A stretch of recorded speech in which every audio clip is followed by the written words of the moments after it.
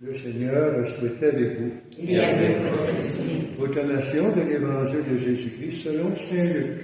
Toi, Seigneur. En ce temps-là, Jésus disait à ses disciples, comment cela s'est passé dans les jours de Noé, et ainsi sera-t-il dans les jours du Fils de l'homme. On mangeait, on buvait, on prenait femme, on prenait mari, jusqu'au jour où Noé entra dans l'arche, et où survint le déluge qui les fit tous périr. Il en était de même dans les jours de Lot. On mangeait, on buvait, on achetait, on vendait, on plantait, on bâtissait.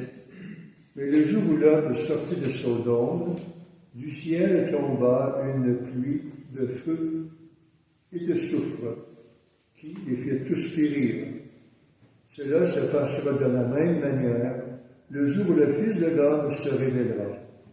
Ce jour-là, celui qui sera sur sa terrasse, il aura ses affaires dans sa maison, qui ne descendent pas pour les emporter, et de même celui qui sera dans son champ, qui ne retourne pas en arrière.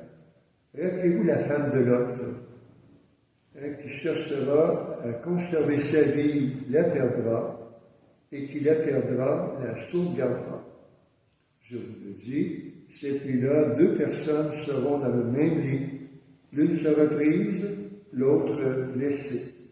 2 femmes seront ensemble en train de moudre du grain, l'une sera prise, l'autre laissée.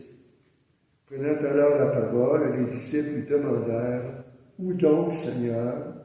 Il leur répondit, là où sera le corps, là aussi se rassemblera les vautours.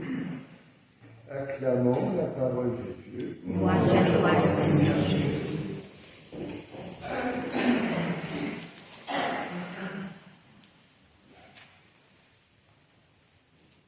D'abord, le premier texte est une lecture de la sagesse, où on constate que les personnes autour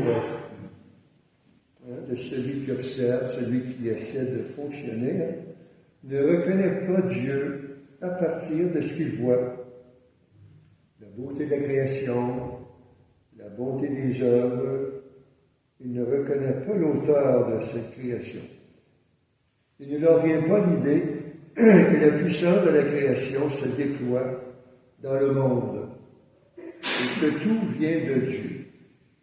Donc, pour reconnaître que Dieu est présent à travers cette création, il faut donc une ouverture du cœur et de l'esprit. Et dans la foi, nous croyons que Dieu s'est révélé dans la création comme dans les Écritures, et plus encore par son Fils Jésus qui s'est incarné. Et c'est par lui que Dieu se révèle à travers toutes les guérisons qu'il a réalisées, à travers aussi la force pour calmer la mer et les vents dans la tempête, ressusciter les morts, tout ça pour nous faire reconnaître Jésus comme envoyé de Dieu. Mais on sait que les contemporains de Jésus ne l'ont pas reconnu à travers toutes ses œuvres. Donc notre Dieu créateur et sauveur agit avec bonté et compassion pour toute l'humanité comme pour chacun d'entre nous. Et Jésus nous a fait connaître également son Père, qui nous aime, qui veut notre bonheur. Il nous montre donc le chemin véritable pour être heureux. Aimer Dieu et le prochain comme soi-même. Il exprime aussi que celui qui cherche à conserver sa vie la perdra et qui la perd la sauvegardera. Ce qui peut nous dire qu'il ne faut pas craindre parfois les épreuves que nous traversons, ou encore nous avons également, là où nous avons revêtu le tablier de service pour aider nos frères et sœurs dans le besoin. Donc Jésus nous invite donc à demeurer dans le service, la vigilance, puisque nous ne savons pas quel est le jour où il viendra. Et Sainte Élisabeth de Hongrie, dont l'Église fait mémoire aujourd'hui, a su mettre en application les recommandations du Seigneur, tant pour aimer que pour aider ceux dans le besoin. Donc, passer à côté de toutes ces vérités qui nous sont offertes ce matin nous garderait loin du Seigneur, qui est le chemin, la vérité et la vie. Amen. Amen.